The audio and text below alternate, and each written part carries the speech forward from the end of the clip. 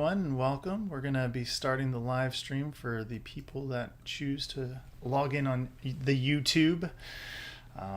We have everyone muted. Feel free to unmute yourself if you do have a question, but typically the way that we do these events is the beginning portion is a little bit more of an introduction of the region and the wine, and then we'll open things up to discussion after we've ended the YouTube stream. So we are streaming. Yes, we are live. streaming. We have both chats open, and we can probably read them. We'll try our best. We'll try our best. Let's see. So, everybody, welcome. I'm Steven. And I'm Beth. And this is Veni Vini Amici. We gather to learn of wine and become friends.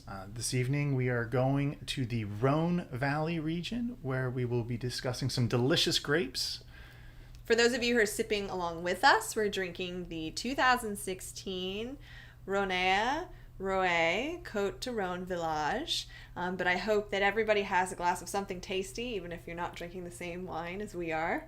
Yeah, so today we're going to be talking about where Rhône is in relation to France. We're going to be talking about Châteauneuf-du-Pape, because you cannot talk about Southern Rhône without talking about Châteauneuf-du-Pape.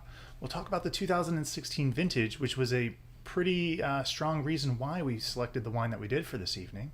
And then we're going to talk about the region, and lastly kind of round it out with the bottles.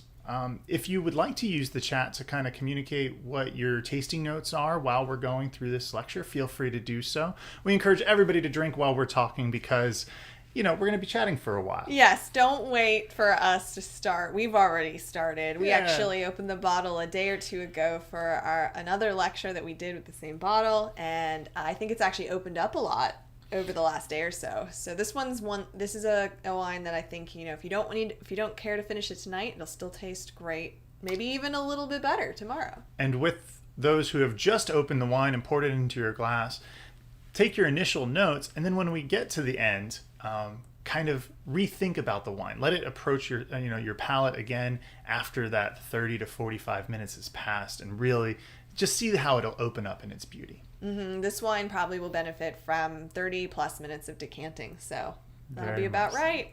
Okay. All right, hop right into it. Okay. Here we go. All right, so we're going to be looking at the map. I've learned so much about geography by learning about wine and starting to really kind of care about where we are, because we travel to these different places through the wine. The number one region that we see on the map is where we were about a month ago. Yes, last time we all chatted, we were up in Germany in the Rheingau region. The number two location is the Bordeaux region, and that's where we're going in not next month, but the following month. 2 months. Yes, we're actually going to Napa Valley, California next, and then we're going to hop back across the pond to Bordeaux. So we'll be there in the near future. But where we're talking about tonight is the Rhone Valley, and that's indicated as number 3 on your map right now. And it's between the Alps and the Massif Central, and we're going to be kind of getting into that in a little bit of why that's really, really important. All right. So this is an image of the Rhone Valley. One of the things you'll notice, the shaded regions are the vineyard areas. So there's a couple of interesting things about the Rhone Valley. It's considered one wine region, but actually whenever you drink from here, whenever you study this region, it really is broken up into 2 regions. And this is a line that shows about where it's broken up, and that's the Northern Rhone and the Southern Rhone. So this region in between, there's actually not a lot going on. To give you a sense of scale, it's about an hour's drive from the northern region to the southern region of the Rhone Valley. They do have some overlap, but generally they're very, very different. And honestly, if they weren't considered part of the same region, you probably wouldn't even think of them as the same place. The northern Rhone is more of a continental climate. You have more granite soils. Here, the Syrah grape is dominant. So the red wines coming from northern Rhone are Syrah only. However, in the south, you have a blend. It's going to be Grenache, Syrah, and Mourvedre, as well as potentially many other grapes, including Cinsault and some others you may have heard of. Grenache actually has to make up about half of the blend. And this is something, we had a great question last time we were talking about the Rhone, about why you might have blends, and that conversation could go on for a long time, but one reason is that Syrah does very, very well in the northern continental climate. It exists on these steep slopes quite close to the river. However, in the southern region, we have a plains occurring. There's rolling hills.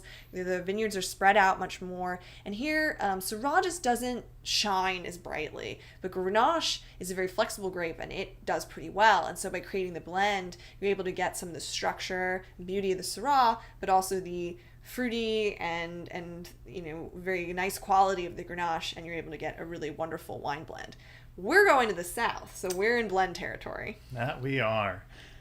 So here are some images of the grapes. So you can see we have Syrah on the top, and then we have Grenache and Mourvedre on the bottom. You may have heard of the GSM blend, and that's what we're talking about in the Rhone Valley. So I have the GSM shown there, and these are the main players. They have a couple of different characteristics that might be helpful to go over. So as I mentioned earlier, you create a blend because each grape might bring different things to the blend that creates an overall really lovely wine. Grenache is very rich in flavor. It can be very versatile because it can grow in a lot of different soils. It makes up about 50% of the Côte du Rhône Village AOC. Syrah is really a star, and it can be very deep in color, high tannin, ideal for aging. I should mention that, there are some very famous wine regions in the northern Rhône, which we don't have time to talk about in much more detail, but you may have heard of, including Hermitage and Côte Rôtie. These are Syrah-based wines, and these are from northern Rhône. We also have Mourvedre. And Mourvedre is a very deep, thick-skinned grape, and this is going to add a lot of structure and body to the blend. You're not seeing this grape as often on its own, but you'll see it in the blend here in the Rhone. So before we move on, one thing that when we look at these different grape structures, really take a look at how tightly clustered the berries are. That's one of the big things about this region, is that it has a lot of wind in this region, and really it allows for kind of the considerations for those of us on the east coast of the United States. It's very humid, and there's a lot of mildew and mold that can kind of grow in these tight clustered berried grapes, and so that's why we don't see a lot of Syrah, Mourvedre, and Grenache, right? When we do have these blends, it gives the winemakers the ability to kind of play with what grows best in the specific vintages. One of the questions we had recently was about, why does the United States claim, write, Grenache on the label or Cabernet Sauvignon, and then in Europe they use the place names, right? Like why don't the other places put their grapes, more prominently on the label? And one of the interesting things to kind of keep a note of is that although in the United States somebody may say that it's a Sauvignon Blanc, like legally by the TTB standards, it doesn't need to be 100%. So a lot of the times you're still drinking a blend that somebody in the cellar threw together in order to make a delicious wine based on the grapes that were produced in that specific vintage with the fields that they have. But they labeled it in a certain manner so that way it's approachable for you as the consumer. So that's good. Yes, and you might notice that whenever in the wine store that the way they break things up can be different too. In the United States, if you go to the United States section, everything's broken up by the varietal sometimes, but in Europe, everything's by the region, and it's just it's a different way it developed, and that's a really good point. You don't always know what else is in there. At least in the European blends, they're not telling you that it's all one thing. Yeah. No. And, okay, so we're going to keep going here on some of the differences. Oh, no, I think I need to be in the slides. All right, here we go. Okay, so some further differences between the northern and southern Rhone. The northern Rhone has clay, rocky, and granite soils, whereas the southern Rhone has those, but in addition it has clay and limestone. And each of these soils Here's some images of the soils. That's right. So here we have some pictures for you to see. So on the top, from left to right, we have some of the clay. And it's not necessarily the kind of clay you played with in school, in art class. It can be a bit more fine and a little bit powdery, especially you can see there on the top. Then we have the rocky soil in the middle. You can see there's quite large rocks. We're actually going to get into that a little bit more, especially talking about Châteauneuf-du-Pape, which famously has very rocky soil. And then on the right, on the top, you can see the granite. On the lower portion, we have the clay and the rocks, but there in the middle, you can see what the limestone soil would look like. And on the rightmost, we have an image of the sandy soil. So all these soils on the bottom are present in the southern Rhone. The soils shown on top present in the northern Rhone. Each of these soils can be used to create wine that expresses a little bit differently. Clay soils can result in deep colored, aromatic, and tannic wines. The rocky soils, which are big in the north, can create very structured wines with great aging potential. The limestone, on the other hand, is creating a lighter style of wine, so think more fruity and floral, aromatic. The granite also will create very structured wines with very nice balanced acidity. And again, the sandy soils on the little bit lighter side, lighter tannins, and kind of a freshness.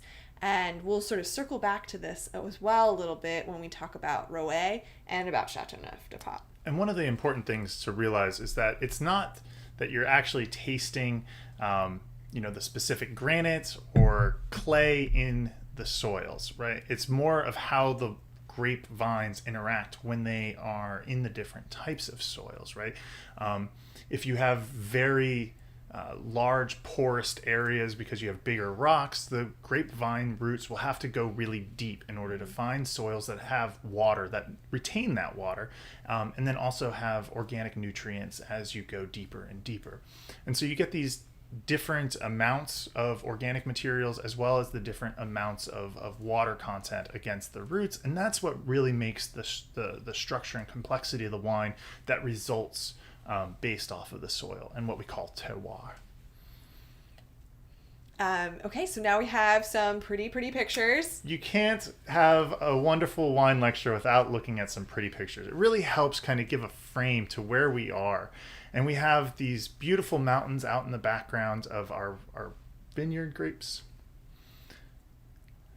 And again, this is just a wonderful picture of how just rocky the soil is. But then also, because we were talking about how this is a very windy area, this is a specific microclimate that will exist where you can see the different hillsides on both sides. And then they have this vineyard that's going to be a premium site because it will still have the wind impacts, but it's not directly going to be on the grapes. And one of the very interesting things about southern Rhone is it is more of a Mediterranean climate. You might have heard me say that the northern Rhone is more continental. Continental climate means harsher seasons, really, so colder winters, hotter summers. The Mediterranean climate's a little bit closer to the middle, a little more even. But while it's getting more sun and warmer, it has this wind that Stephen's talking about, and it can be incredible. And it can really be a friend to the grapes because it can keep things dry, but it can also be destructive. And so, as Stephen mentioned, being a little bit sheltered can be very advantageous. Slopes that face south tend to be some of the premium spots. Exactly. Yep. All right, and now we're going to talk a little bit about Châteauneuf-du-Pape. And the reason why we're talking about this is because 80% of Southern Rhone wines that are exported, especially to the United States, are Châteauneuf-du-Pape. They really have tried to make a name for themselves in terms of quality, and one of the most notable kind of factoids about this is the galettes. Right? There is very minimal topsoil throughout Châteauneuf-du-Pape, and in the premium sites, they really are just all galettes. And these are the size of baseballs to basketball-sized rocks. And then underneath of that, there is no topsoil. We just go straight to the subsoils of sand and clay. And it really kind of imparts this elegance to the wine. And really, the grapes have to struggle in order to get there. We like them to struggle. We do. That's like how they make better wine. When they struggle, they develop thicker skins, and the juice that's inside concentrates. And that concentration of juice is what we're really, really looking for. Just kind of throwing out some typical tasting notes for Châteauneuf-du-Pape specifically is like luscious fruits and spices with brawn, raspberries, blackberry currant, blueberries, and strawberries. And so while I say this, whatever wine you're drinking tonight, kind of think, do you get those berry kind of notes? Really high quality Châteauneuf-du-Pape will have leather, dust, and thyme, right? And then smoke, tobacco, cedar, and clove, and vanilla. Those last tasting notes are really going to kind of be more from the vinification, right? How it was, if there was any oak aging on it, because your more premium bottles will have that oak to kind of smooth out the tannins while also creating a fuller body. The wine that we're drinking tonight did not. It was fermented in stainless steel and likely did not see any oak afterwards. When we think about Syrah and Châteauneuf-du-Pape, these GSM blends, we really get a sense of the old world. Sometimes there's these barnyardy notes, some savory, smoky notes. It kind of reminds you of food. And when you have a new world versus old world side by side, that's what they're talking about, is does it taste like food? And oftentimes it goes really well with food. And I think that this wine that we're drinking this evening really kind of follows suit with that. Absolutely. Yeah, Syrah, we like to talk about this because we often eat vegetarian and we say, well, we'll just pair this with some Syrah. We'll get our meat from that because Syrah can have a very meaty flavor, like sort of cured meat, smoked sausage kind of thing. Really neat flavors. And the wonderful thing about Châteauneuf-du-Pape, or the reason why we're not trying it this evening, is because the entry point of it is around $30, with the good stuff starting at around $100 a bottle this evening. So if this introductory bottle that we have that we're tasting, if you love it, then maybe you're ready to try a Châteauneuf-du-Pape and kind of work your way up. When we're talking about that GSM blend, just to kind of recap it, we're getting the fruit and the richness from the Syrah. We're getting vigor and flavor also from the Grenache, but the power comes from the Mourvèdre. The Village Rhône that we're drinking this evening doesn't have any Mourvèdre in it, and there wasn't oak aging with it, and so we still get a depth of flavor. And we're going to get into why that was able to happen here in just a minute. Cool. All right, the 2016 vintage, the vintage of a generation. So for about a year, I've been saying the 2015 vintage. You see that on, for a European, especially France, buy it on the menu. But when it comes to Rhône, the 2016 vintage is like a once in a lifetime vintage, right? There was the 2005, the 2010, the 2015, all exceptional vintages, but then the 2016 was just immaculate. And so what does it mean to have a good vintage, a great vintage, right? It's not that a bad vintage, all sites in that region experienced bad weather. A lot of times there are pockets here and there that were unaffected by adverse weather.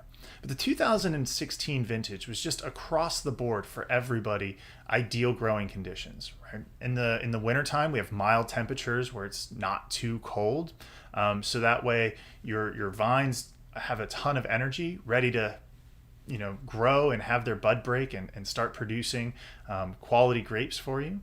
The spring didn't have a frost, so you don't have your bud break and then lose part of your growth right off the start.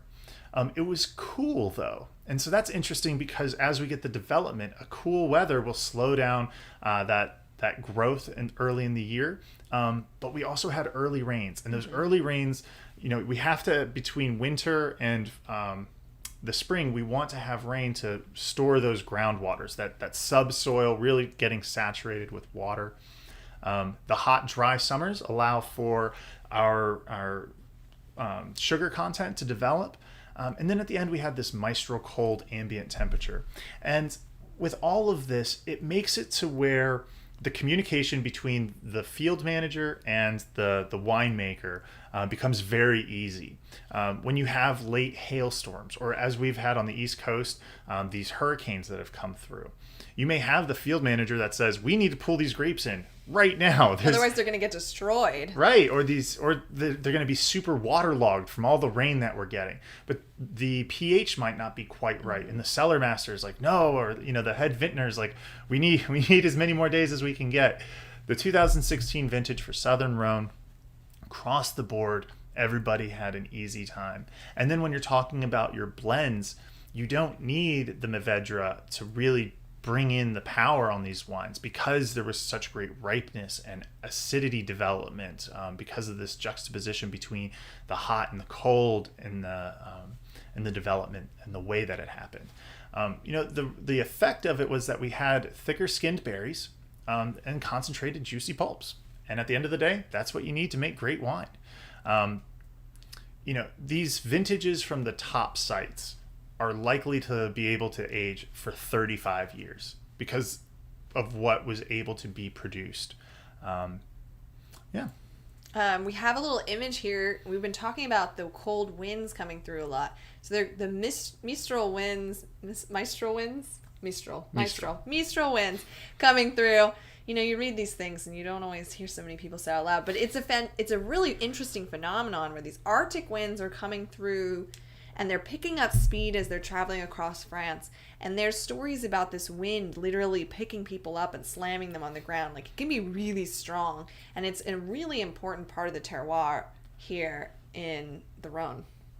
And so our premier sites, when we were talking about the Northern Rhone, north of where we're drinking this evening, they were very tight to the Rhone River, right? Because once you get out of the steep slopes coming down from the river, the winds that are coming through are just too intense and really not ideal for growing grapes. Once you get further south, it spreads out, and you have more of a growing region. Yeah. All right, so we're going to talk a little bit about Rhône. So this is the village that we're drinking from. So the way that the appellations work in the Rhone Valley is you have, besides your table wine, the next level up is Côte de Rhône. Côte de Rhône is going to be quality wines, a quality designation. Above that, we have Côte de Rhône Village. So this is an even higher level of quality. It means that they have more rules about, for instance, the yield of the vineyard in order to make sure that the grapes are staying very concentrated. They have rules about minimum alcohol content. Again, this has to do with the ripeness of the grapes. And there can be other rules that are applied to make sure that they're keeping everyone producing a very high quality wine. Within the Côte de Rhône Village, there's 90 to 95 villages that get to use this designation. 21 of them qualify to put their name on the bottle because they've gained that consumer recognition of quality and of a particular terroir. They actually can be elevated to getting their own basically cru designation, like Châteauneuf-du-Pape, which doesn't have, you won't see Côte de Rhône or Côte de Rhône Village appear on there. It will just say Châteauneuf-du-Pape. There's a few others you might have heard of, like Gigondas, those kinds of places. They get to just put their name. But we're here in Côte de Rhône Village, Rhône. This is a really old winemaking region. Some of the first established vineyards were from the 12th century by the Knights Templar. Mm-hmm. And we fast forward to 1967, they were awarded their Côte de Rhône Village Rhône AOC designation. One of the interesting things about this village is that the agricultural product, the main agricultural product, is grapes for winemaking. So 85% of the croplands are vineyards here. And there's on the map here, you can see the little dot is Rhône, and there's a little red star, and that's Châteauneuf-du-Pape. Yeah. So Rhône is primarily limestone and clay soils. So you may remember that I mentioned earlier that clay soils can lead to some more structure and tannins, but the limestone creates maybe a slightly lighter, more fruity and aromatic style. So we're kind of blending those two together here. The grapes are growing on these terraces that overlook the Ouvèze River, which is a tributary of a tributary of a tributary of the Rhone. Basically, we'll just go with it's a tributary of the Rhone. And it's a region that's known for being full-bodied and well-structured, yet has a freshness, which I hope that you're appreciating in your glass this evening. Oh, before we move, with the map, one of the cool things that's kind of fun to think about is not only the history of how these places got their name and their distinction, but before there was even civilizations. So this is going to be lands that were formed from volcanoes and from previous oceans. And that's why we have these different types of soils that have that exist here. You know, glaciers that came through to create the different types of soils that we have. And so when we talk about clay and limestone, it really is how much organic material is in there that can then be imparted through the grapes, through the vines, the roots, if you will. Yeah. Cool. All right. Well, next we have a little bit about the particular bottle that we're drinking. Right. So we have what's called blue clay and limestone. As I said earlier, this is fermented in stainless steel. The vinification they were all destemmed by hand, and so that means that the berries are separated from the stems, and the stems can have tannins, right? So where we get tannins in wine, we get it from stems, seeds, skins, and barrels. So we take away the stems, right? We have 15 days of maceration, so that's where the juice is pressed and then it's left on in contact with the skins, and so that's going to impart color, that's going to impart tannin, it's going to impart phenolics, those different flavors and aromatics, all that goodness. And our blend, we have 70% Grenache and 30% Syrah. As I kind of hinted at earlier, some of the regions in the United States, this could be labeled as a Grenache wine because it has 70%. So just to kind of give it a little bit of perspective while you're enjoying this wine. And this wine's coming from a cooperative, and in the southern Rhone especially, there are a number of cooperatives, several of them that work together to bring grapes from across the region to create blends and then produce them and get them to the consumer. So this is from one of those groups. Right. So as we said, in 1967 is when Rhône got their DOC or AOC, their AOC designation. But it was 6 to 7 years before that the cooperative, the négociant, was formed, and that allows for an increase and a push for high quality, consistent, good wines being produced, and also it gives kind of a collective effort for marketing. And you can then have boards that are out there advocating for your product to have recognition and then be able to be found across the world. Sometimes it can be really hard as a smaller family winery to afford equipment and advertising. And so by joining forces, they're able to do just that. Yeah. And oftentimes with the oftentimes with the négociants, if one farmer has a really tough year because of weather, kind of the rest of the group can help float that farmer. That's kind of one of the love stories of the négociants. So. Cool. So that's it for the formal slide portion of our evening. I hope everyone is enjoying the wine, and for everyone on YouTube, thank you for joining us. I guess, do you have any thoughts on the wine specifically before we sign off? That's right. We can give a little bit to those out in the if you have specific tasting notes and you want to throw them out there, feel free. Yes, feel free to add things in the chat, and when we get to the open conversation portion, we can discuss more as well.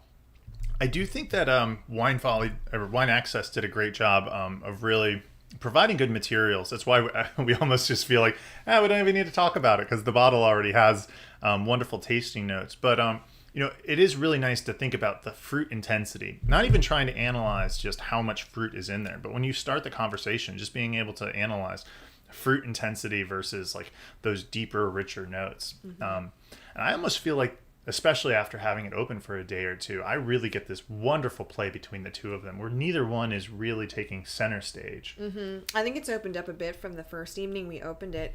One of the things I also really love about wines from southern, and especially this region of France, is you get a kind of resinous, herby note Some people call it like garrigue. And then when you think about this region, it's very like sun-drenched. There's lavender, there's olive trees. It's very romantic. And like it's almost like you can kind of taste some of those dried herbs that are just there. Yeah. So I like that note in the wine. Very much so. Oh, one of the kind of things that we talked about was we did talk about Rhone villages and just Rhone on the label. But we did talk about northern versus southern Rhone.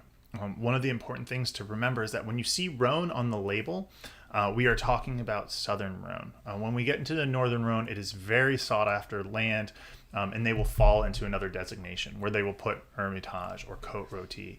Yes, they're almost, 90% or more of the wines coming out of there are going to have like almost like a cru designation. There is like a tiny sliver that might use Côte de Rhône, but I don't even know if you'll see that in the States. We have a wonderful comment about how also just food can bring this to life. Yes. Oh my gosh. Yeah. These wines love food. And I think what we were talking about, the one of the real classic pairings is like lamb, meat, especially red with meat. herbs on it, like lamb with herbs to really kind of showcase, because because this is a village wine, like if you went to like an Alfredo type of pasta, the heavy cream on this would just kind of strip away all the nuances of this wine, and then you're not left with much, whereas when we have these delicate meats that are not overly super fatty and they're with like an oil, salt, and oregano, we bring out the best in this wine. And so we will make sure to have tasting notes and a grocery list for the Napa lecture, because we do believe that a lot of people are familiar with Napa, and we're going to try to make that as good as possible. Fun and interactive. interactive. Yeah, so, Napa definitely, Cabernet Sauvignon loves meat as well. So I think that's that one we're going to try to have some food ideas. I think what's interesting is while a steak wouldn't, it would go with this. I definitely think yes, leaning more towards the lamb, or maybe like a stewed meat stew, meat pie, something like that would really be delightful with this particular wine. Côte de Rhône wines also are really versatile with cheese. They go really well with like soft cheeses and hard cheeses. So for a cheese plate, they're a great choice. Mm-hmm. All right. And we did get some other tasting notes of warm spices, leather, black currant. The leather is a really great note. I would even say a worn leather. I feel like once you really go down the rabbit hole of drinking a lot of wine, you get challenged whenever you say leather, because there's just so many different types to choose from. Saddle leather. Not this one, I think. No. A lot of times in Rhone also, there's something to watch out for. You can end up getting a barnyard note, and this can be due to Brettanomyces. It is pretty prevalent in this region. Some people like it, some people are very sensitive to it. I think I am fairly sensitive, but oftentimes in the hands of a good vintner, they can use it and it's not too much. And it can work well with these grapes. It can create something really unique and interesting. So if you're ever drinking one of these and you're getting a barnyard note, you might be experiencing Brettanomyces. Brett. Yeah. And that's also just because, back in that, they're still using traditional ways of making wine. They're adapting and they're using modern technologies, but a lot of the times they're still hand harvesting, hand destemming. They're using their neutral barrels that may be generations old, and the Brettanomyces is just kind of exists It's there. everywhere. Once it gets somewhere, it's just there. It's very difficult to move it. And so it's just part of the wine, and it's part of the culture. Yeah. Wonderful. Well, thank you again for being here, everyone out on the YouTube and everyone on the Zoom. Are we ready to... We're going to end the stream. So like, comment, and subscribe. Haha, you have to say it every time. All right. Goodbye. Okay. So we have... Oh, you got to... Okay. We're almost there, team. Okay.